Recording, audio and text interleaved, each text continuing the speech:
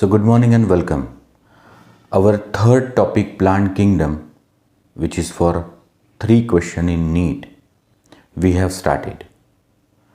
We said initially that the entire kingdom plantae is further divided in 5 divisions.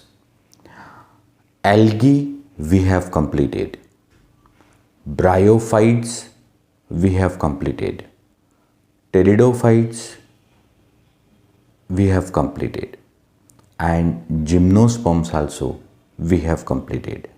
So what is left is the 5th and last division of kingdom plantae, and that is angiosperms. So what is angiosperm in one word? So sir, angios means covered, closed, and sperma is seed. It means all those plants on earth whose seeds are covered with the fruit wall, that is pericarp. In Marathi, plant kingdom चॅप्टरमध्ये जो 3 question देतो आपल्याला नीटमध्ये, आपण हा topic शिकत आहे. आणि आपण या किंगडमचे 5 डिव्हिजन केले होते. अल्गी, ब्रायोफायटा, टेरिडोफायटा, जिम्नोस्पर्म आणि अँजिओस्पर्म. आणि आपण 4 डिव्हिजन कंप्लीट केल्या. तो आज आपण अँजिओस्पर्म नावाची डिव्हिजन सुरू केली आहे. तो अँजिओस्पर्म्स म्हणजे कोण? तो सर, पृथ्वीवरचे ते सगळे प्लांट ज्यांचे सीड्स फ्रूटच्या आत असतील.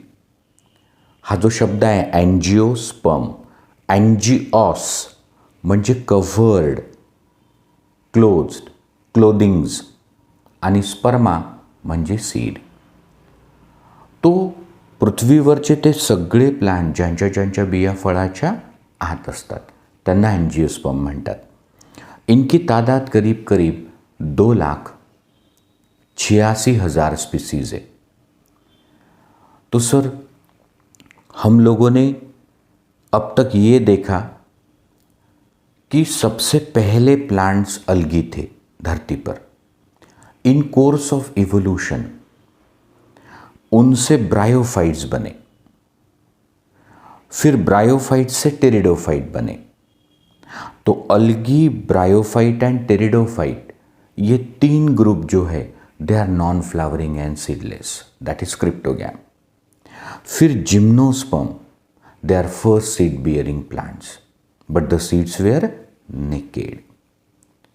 तो जिम्नोस्पर्म ये ऐसे प्लांट है जिनके बीज नेकेड है. क्यों?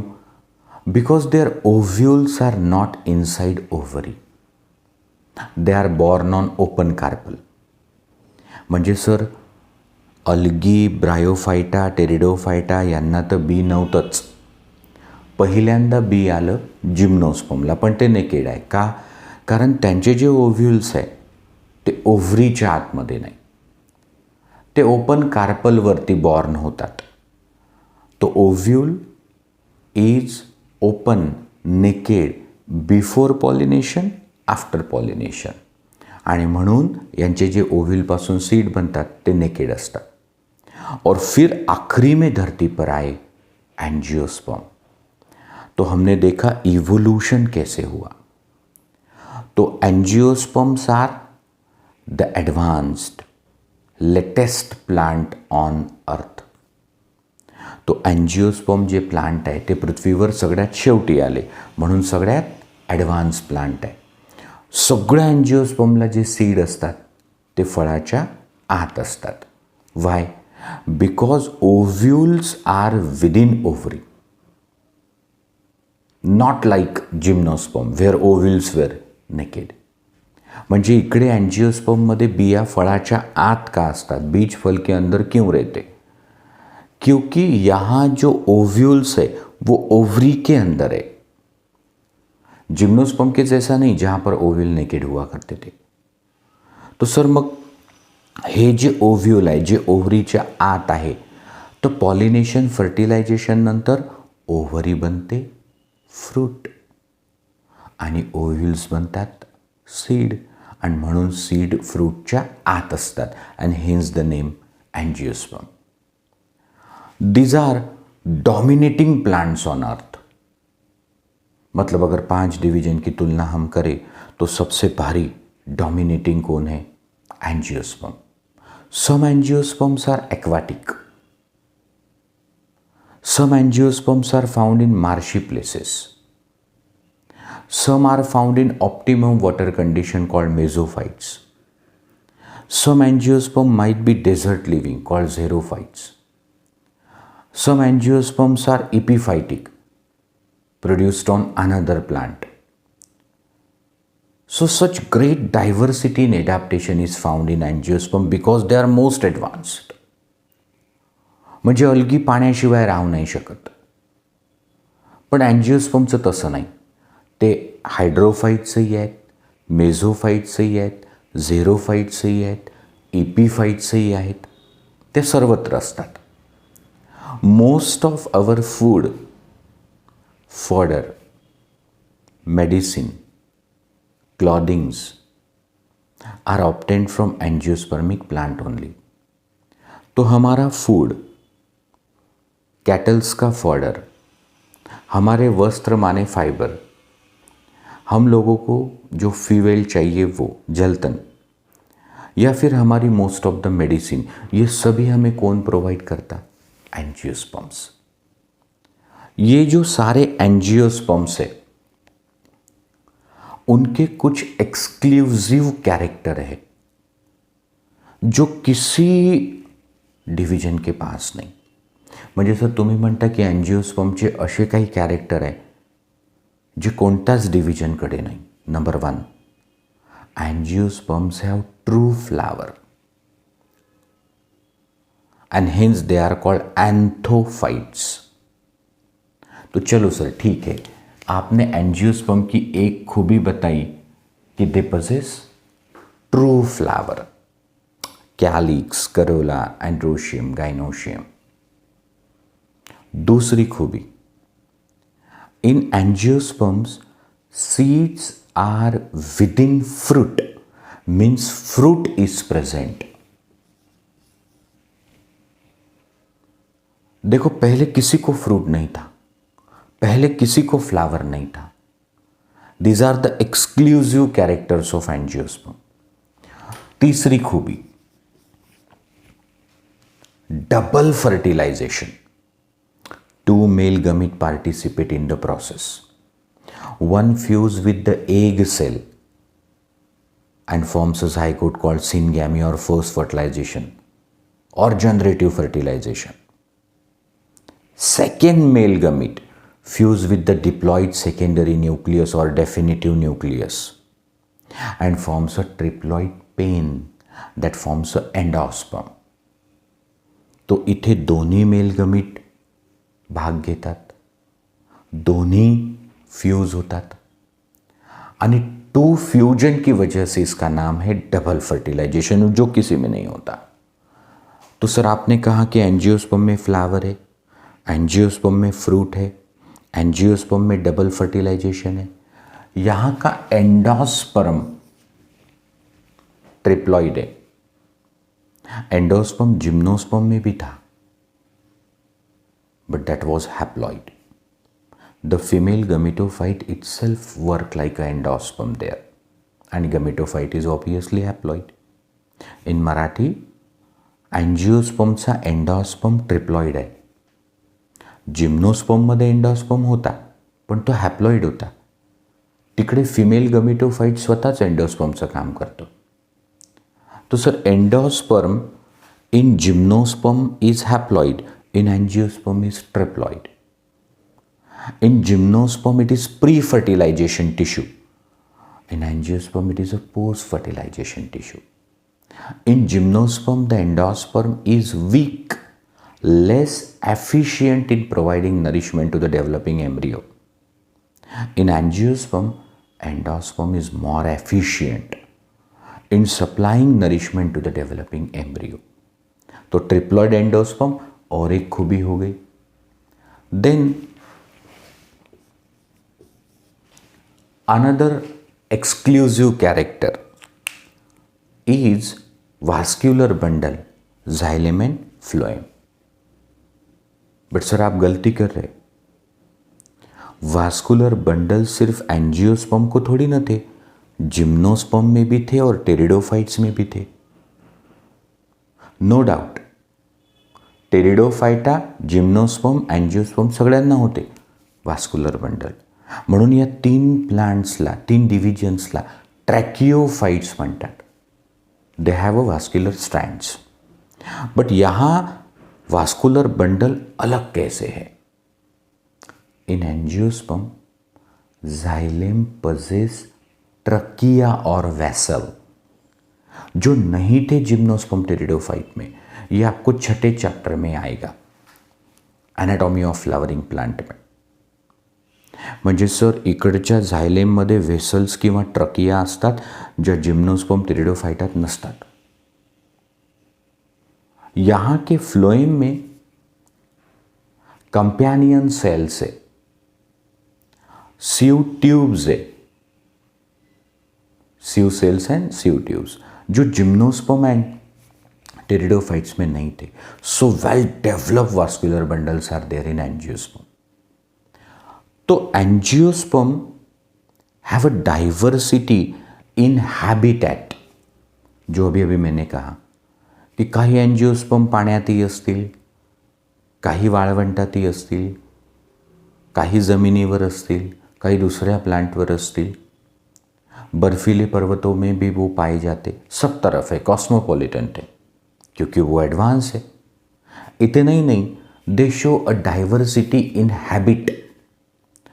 दे may be grass, that is herb, they may be shrub, that is bush, they may be tree, medium or large, they may be the climber. म्हणजे एंजियोस्पर्म गवत असू शकतं, झुडूप असू शकतो, वृक्ष असू शकतो, वेलही असू शकतो. इतना ही नहीं, they have a diversity in nourishment also. Most of them are autotrophic, particularly photosynthetic. म्हणजे 99.99% एंजियोस्पर्म स्वतःचं फूड स्वतः तयार करतात by the process of photosynthesis. पण रिमेंबर, कस्कुटा, अमरवेल, it is parasitic on another plant. Also orobanche, it is parasitic on another plant. Some are partially heterotrophic, like Venus flytrap or pitcher plant, which are insectivorous. So this group angiosperm shows a great diversity in habit, in habitat, in nourishment. But all angiosperm, 286,000 species, are divided in 2 groups. म्हणजे पृथ्वीवर जेवढे angiosperm आहे, म्हणजे ज्यांना ज्यांना बिया फळाच्या आत असतात, तर ते 2 ग्रुपमध्ये आहेत. तो सगळ्या एंजियोस्पर्मचे आपण 2 ग्रुप केले, मोनोकॉट्स अँड डायकॉट्स. तो सर मोनोकॉट माने the seed contain single cotyledon. Dicot means the seed contain 2 cotyledons. तो क्या सिर्फ नंबर ऑफ कॉटिलेडाउन्स का ही फर्क है? If you try to distinguish between monocots and dicots, some 10 point of differentiation easily you can tell. तो sir monocot में single cotyledon in a seed, dicot में 2 cotyledons in a seed. Generally monocots are endospermic. Generally dicots are non-endospermic. Monocots have fibrous root system, adventitious. Dicots have taproot system. In monocot, the stem is unbranched. In dicot, the stem is branched. The leaves of monocot have parallel venation. In dicot, there is a reticulate venation. The flower in monocot have uniaperturate pollen grain. In dicot, they are triaperturate. The floral appendages in monocot are 3 or multiple of 3. That is trimerous. In dicot, the sepals, petals are 4 or 5 or they are multiple. That is tetra or pentamerous. In monocot, there is no secondary growth. They show only primary growth, increase in length. Dicot, along with primary growth, they show secondary growth, that is increase in girth. It is because monocot do not have cambium, lateral meristem, vascular cambium and cork cambium. ये सब आएगा anatomy of flowering plant में. तो sir तुम्ही म्हणता की मोनोकॉटची फक्त primary growth होते म्हणजे उंची वाढते, जाडी नाही वाढत. याला काही एक्सेप्शन आहे. आणि डायकॉटमध्ये उंची वाढते म्हणजे प्राइमरी ग्रोथ और जाड़ी बढ़ते म्हणजे सेकेंडरी ग्रोथ. और इसका कारण आपने बताया कैम्बियम मतलब लैटरल मेरिस्टेम, जिसके 2 प्रकार रहते, vascular cambium end cork cambium. ये मोनोकॉट में नहीं है, ये डाइकॉट में है. So many more differences you can list out. For example, wheat, rice, jawar, bajra, maize, onion, coconut, lily, grasses are monocots. Mango, sapota, citrus, pulses, then cotton, sunflower, all these are dicots. तो हमने angiosperm की introduction देखी कि they are most advance plant on अर्थ, latest plant on अर्थ. Angiosperms are characterized by seed within a fruit, double fertilization to have a true flower. Triploid endosperm are the exclusive character. They are well adapted to all kind of climatic conditions on earth. Now about the size also, there exists a diversity. The smallest angiospermic plant is Wolffia. सगळ्यात छोटं angiospermic plant आहे Wolffia, which is hardly 1 mm, microscopic. and eucalyptus, you know, it is about 100 meter. तो Wolffia नावाचा angiosperm आहे जो microscopic आहे, डोळ्यांना दिसत नाही, 1 mm झाड आहे फक्त. आणि युकॅलिप्टस म्हणजे निलगिरी, ते 100 मीटरपर्यंत असू शकतं, 350 फुटापर्यंत. एवढी ग्रेट डायव्हर्सिटी आहे. आणि एंजियोस्पर्म 2 प्रकारचे आहेत, मोनोकॉट्स आणि डाइकॉट्स. अब उसका लाइफ साइकिल हमें सीखना है. So life cycle of angiosperm. तो याच्या आधी आपण सांगितलं की अल्गी हो, ब्रायोफाइटा, टेरिडोफाइटा, जिम्नोस्पर्म या फिर एंजियोस्पर्म, हर प्लांट के लाइफ में 2 फेजेस रहती. Haploid gametophytic phase represented by haploid gametophyte, diploid sporophytic phase represented by diploid sporophyte. अब यहाँ पर देखो थोडा अलग है. तो सर तुम्ही असं म्हटला की कुठलंही प्लांट असो त्याच्या लाईफमध्ये 2 फेजेस असतात. हॅप्लॉइड फेज जी असते ती गमीटोफिटिक फेज, त्याचा रिप्रेझेंटेटिव्ह गमीटोफाइट असतो. जे डिप्लॉइड पिरियड असतो ती स्पोरोफिटिक जनरेशन, त्याचा रिप्रेझेंटेटिव्ह असतो स्पोरोफाइट. तो in angiosperm the diploid sporophytic generation is dominating. Diploid sporophytic generation is dominating. And the main plant body is sporophyte. तो सर इसमें नई बात क्या है? एंजियोस्पर्म मध्ये मेन प्लांट बॉडी जर स्पोरोफाइट आहे तो जिम्नोस्पर्म में भी main plant body was sporophyte. Pteridophyta में भी main plant body was sporophyte. हाँ, ब्रायोफाइटा और अल्गी को छोड़ दो. अल्गी ब्रायोफाइटा में मेन प्लांट बॉडी गमीटोफाइट था और स्पोरोफाइट पूरी तरह से गमीटोफाइट पे डिपेंड था. टेरिडोफाइटा में स्पोरोफाइट भी इंडिपेंडेंट, गमीटोफाइट भी इंडिपेंडेंट. आणि जिम्नोस्पर्म एंजियोस्पर्म मध्ये gametophyte are dependent on sporophyte. The sporophyte retain the gametophyte. तो देखो, in angiosperm the sporophyte is a main plant body. म्हणजे आपल्याला जे अँजिओस्पर्मिक प्लांट दिसतं ना डोळ्यांनी, मग ते शेतात असो, बगीच्यात असो, घरी असो, जंगलात असो, तो जे प्लांट आपल्याला दिसतं ते डिप्लॉइड स्पोरोफाइट असतं.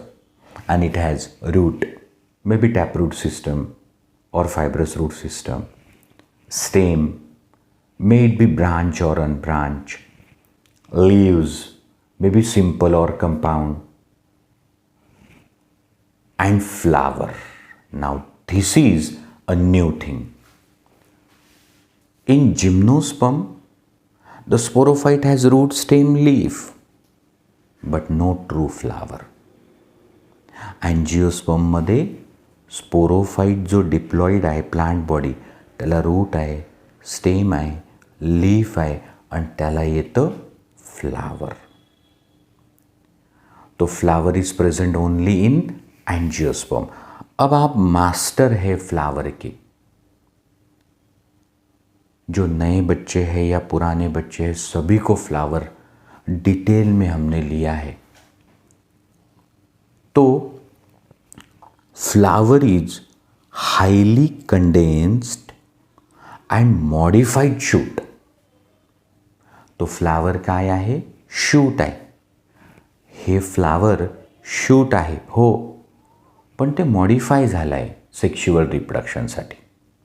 So highly condense and modified shoot. उस फ्लावर में calyx, corolla are accessory role, non essential role, because they do not participate in reproduction. तो हो सर, हे माहिती आहे कि outer most role is calyx. One member of calyx is sepal. Sepals are small and green in color. Sepal may be free polysepalous, may be fused gamosepalous, but they do not participate in reproduction. Inner to calyx is corolla. Corolla has one member, petal. Petals are variously colored and attractive.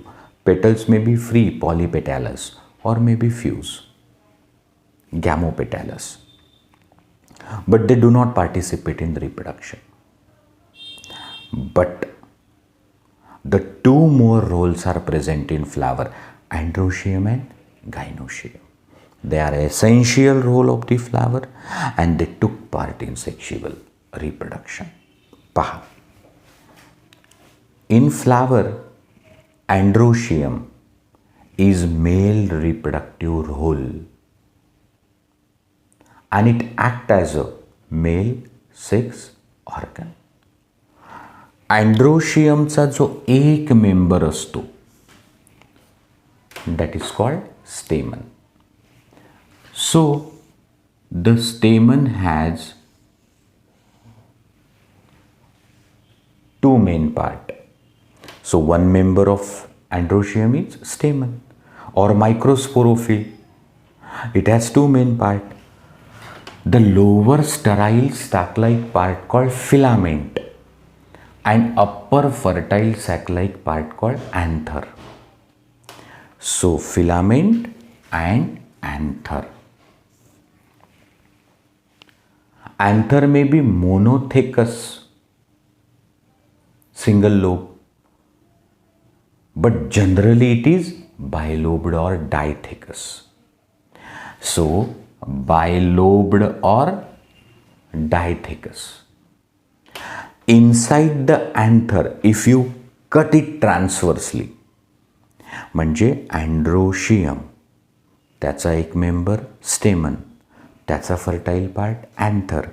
अँथरला जर आडवं कापलं ना आतमध्ये बघितलं तर there are 4 pollen sac. Pollen sac या microsporangia. Each pollen sac और microsporangium contain diploid pollen mother cell और माइक्रोस्पोर मदर सेल. और जिस दिन उसमें मियोसिस होगा तो हर पोलन मदर सेल या माइक्रोस्पोर मदर सेल से बनेंगे हैप्लॉइड पोलन ग्रेन या माइक्रोस्पोर. एंड पोलन ग्रेन या microspore is a first cell of male gametophytic generation. म्हणजे हा जो पोलन ग्रेन किंवा मायक्रोस्पोर असतो त्याच्यापासून बनतो मेल गमिटोफाइट.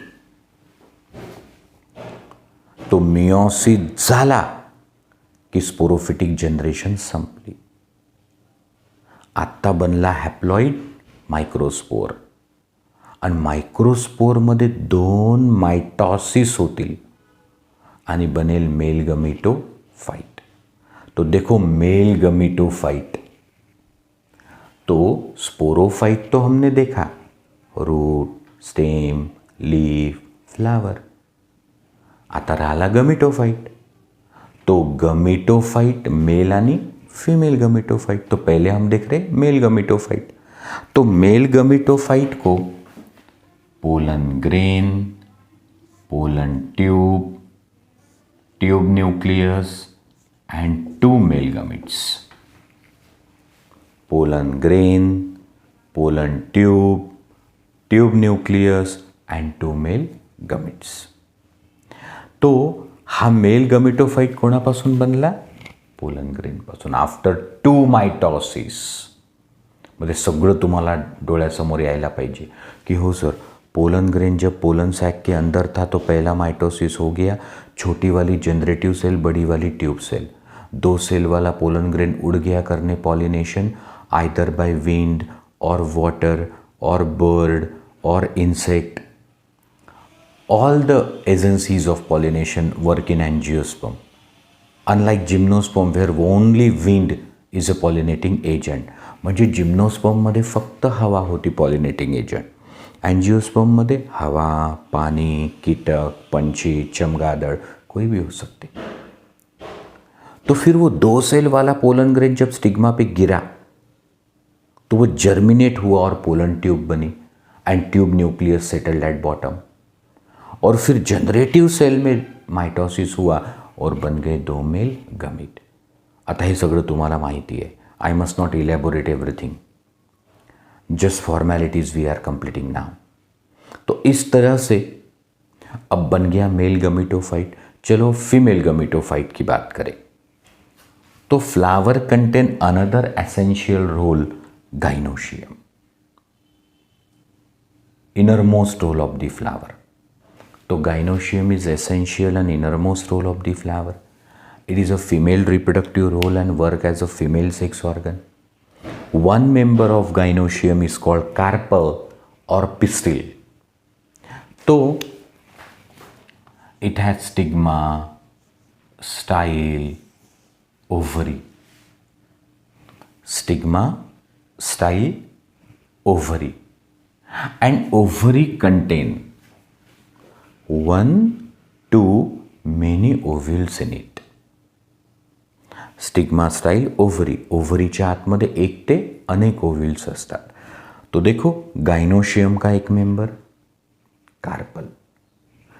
कार्पल का बेसल पार्ट ओव्हरी और ओव्हरी के अंदर ओव्यूल. ओव्यूल का दूसरा नाम मेगास्पोरैन्जियम.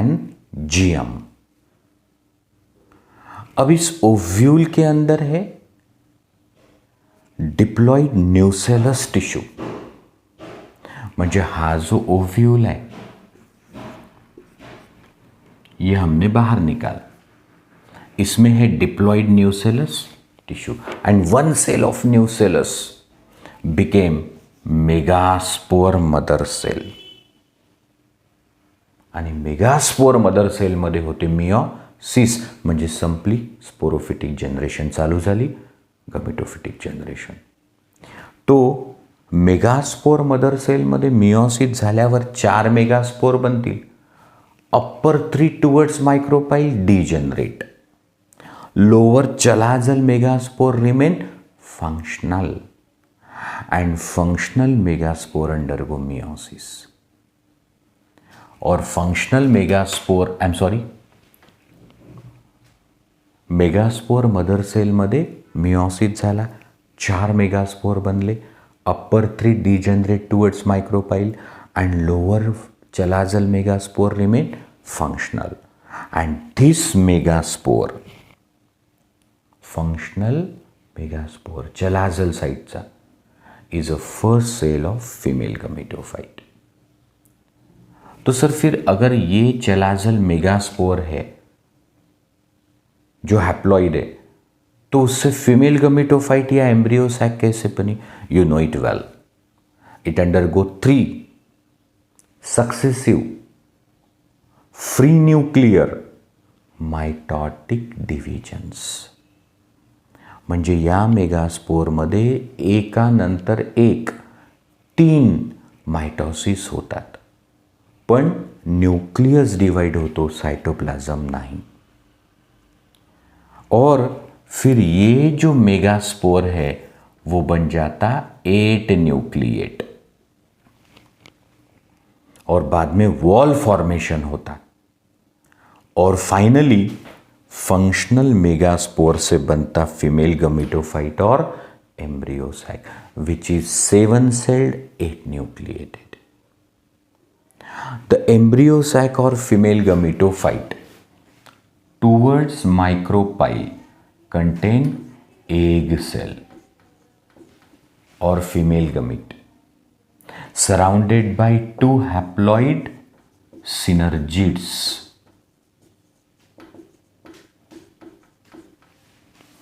And this group of 3 cell toward micropyle is called egg apparatus. Another 3 cell towards chalaza are antipodals.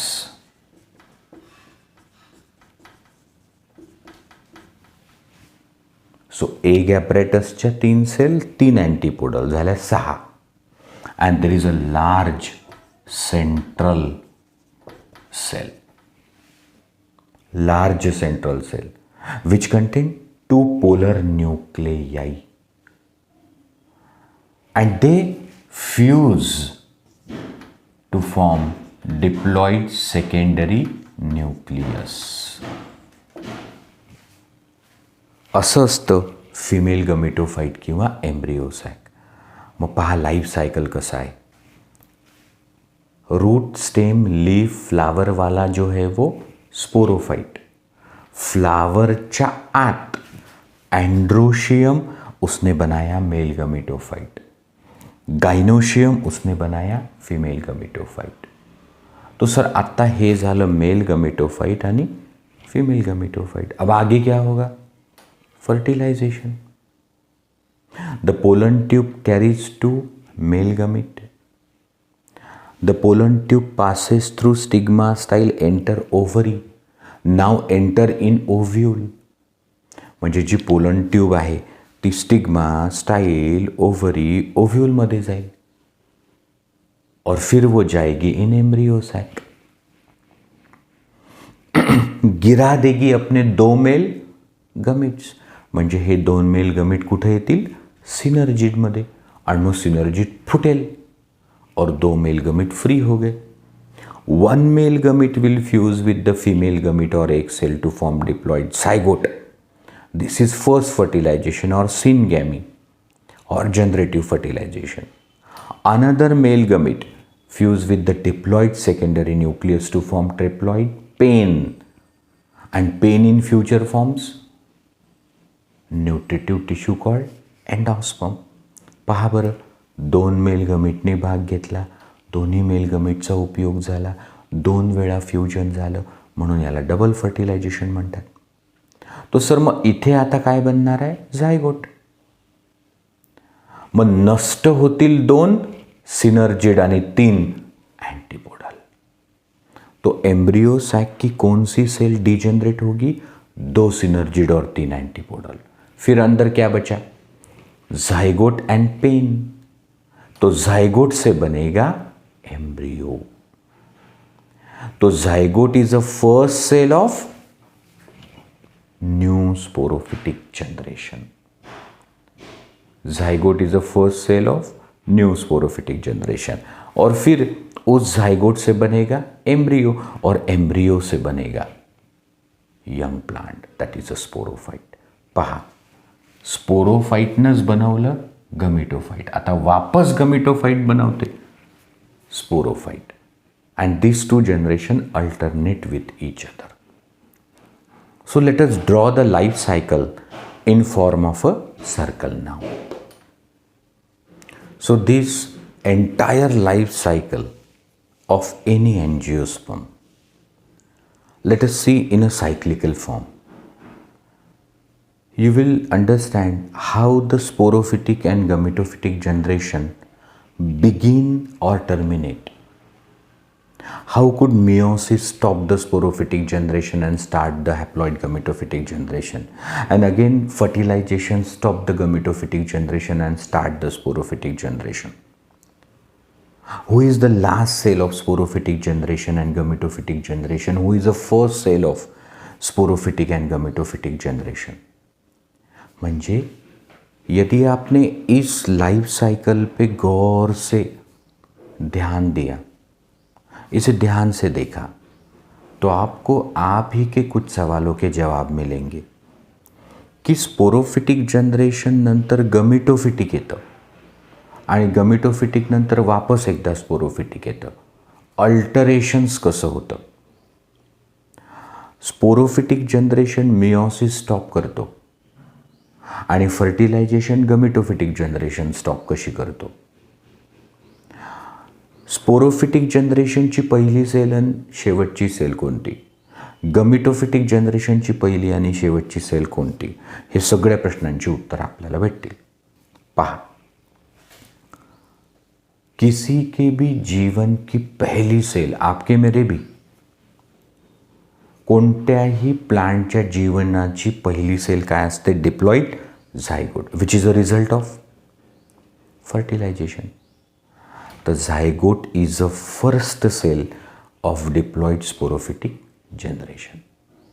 तो झायगोट ही डिप्लॉइड स्पोरोफिटिक जनरेशनची फर्स्ट सेल आहे. ती कशी तयार झाली? By fusion of haploid gametes. आता झायगोट पासून हळूहळू बनतो एम्ब्रियो. फक्त मायटॉसिस झाले, which keeps the chromosome number same. Embryo पासून तयार झाली plant body, root, stem, leaves, flower. तो प्लांट बॉडी सुद्धा डिप्लॉइड. तो zygote diploid, embryo diploid, sporophyte म्हणजे प्लांट बॉडी डिप्लॉइड. आता या फ्लावरमध्ये आहे female sex organ carpel, male sex organ stamen, ते सुद्धा डिप्लॉइड. पण डिप्लॉइड कार्पल, डिप्लॉइड स्टेमन, कार्पलच्या ओव्ह्यूलमध्ये डिप्लॉइड मेगास्पोर मदर सेल आणि अँथरच्या पोलन सॅकमध्ये डिप्लॉइड पोलन मदर सेल. आणि या डिप्लॉइड स्पोअर मदर सेलमध्ये झाला मियोसिस. आणि ज्या दिवशी होईल मियोसिस, संपली डिप्लॉइड स्पोरोफिटिक जनरेशन. म्हणजे स्पोरोफिटिक जनरेशनची फर्स्ट सेल झायगोट आणि last cell spore mother cell, microspore mother cell किंवा मेगास्पोर मदर सेल. मियोसिस झाला म्हणून सेल्स कशा बनल्या? हॅप्लॉइड. म्हणजे संपली डिप्लॉइड जनरेशन, चालू झाली हॅप्लॉइड जनरेशन. आता मेगास्पोअरमध्ये 3 वेळा झाले मायटॉसिस. तो मेगास्पोअर कसा होता? हॅप्लॉइड. आणि mitosis keep the chromosome number same. तर बनणारी बॉडीसुद्धा हॅप्लॉइड, गमिटोफाइट. मायक्रोस्पोर हॅप्लॉइड, त्याच्यात 2 मायटॉसिस झाले, तो मेल गमिटोफाइटसुद्धा हॅप्लॉइड. आत्ता फिमेल गमीट आणि मेल गमीट कसे आहेत? हॅप्लॉइड. जिस दिन उनका होगा फर्टिलायझेशन, तर संपून जाईल हॅप्लॉइड गमिटोफिटिक जनरेशन. म्हणजे गमिटोफिटिक जनरेशनची पहिली सेल कोण असते? मेगास्पोर आणि मायक्रोस्पोर. आणि शेवटची सेल कोण असते? फिमेल गमीट आणि मेल गमीट. आणि फर्टिलायझेशन झालं की बनते डिप्लॉइड झायगोट. संपली गमिटोफिटिक जनरेशन, चालू झाली न्यू स्पोरोफिटिक जनरेशन. आणि अँजिओस्पर्ममध्ये हा फिमेल गमिटोफाइट म्हणजे एम्ब्रिओसॅक कुठे आहे? सर, फिमेल गमिटोफाइट किंवा एम्ब्रिओसॅक ओव्ह्यूलच्या आतमध्ये आहे. ओव्ह्यूल कुठे आहे? ओव्हरीच्या आतमध्ये आहे. ओव्हरी कहाँ है? Basal part of the carpel. Carpel कहाँ है? Innermost whorl of the flower. Flower कहाँ है? सर, स्पोरोफाइट को चिपका है. म्हणजे gametophyte is totally dependent on sporophyte. Sporophyte is a huge plant body, but gametophytes are highest reduced. जिम्नोस्पर्मपेक्षाही अँजिओस्पर्ममध्ये गमिटोफाइट छोटे आहे, माइक्रोस्कोपिक आहे, पूरी तरह से डिपेंडेंट है. म्हणजे male gametophyte is 3 celled and female gametophyte is 7 celled only. देखो कैसे चेंज होते गया. अल्गी ब्रायोफाइटामध्ये गमिटोफाइट होते इंडिपेंडंट. वापस लक्ष द्या, अल्गी आणि ब्रायोफाइटामध्ये गमिटोफाइट होते इंडिपेंडंट. जिम्नोस्पर्म आणि अँजिओस्पर्ममध्ये गमिटोफाइट झाले डिपेंडंट. अल्गी ब्रायोफाइटामध्ये स्पोरोफाइट होतं डिपेंडंट. जिम्नोस्पर्म अँजिओस्पर्ममध्ये स्पोरोफाइट आहे इंडिपेंडंट. फक्त टेरिडोफाइटच असा आहे ज्यात गमिटोफाइट आणि स्पोरोफाइट दोनों आहे इंडिपेंडेंट. तो यहाँ पे आपका 5वां डिवीजन एंजियोस्पर्म खत्म हो गया और अब होगा अल्टरनेशंस of generation in the life cycle of and plants, that is algae, bryophyta, pteridophyta, gymnosperm and angiosperm. 3 प्रकार के लाइफ साइकिल है, हैप्लॉन्टिक, डिप्लॉन्टिक एंड हैप्लोडिप्लॉन्टिक. और फिर ये टॉपिक खत्म होगा.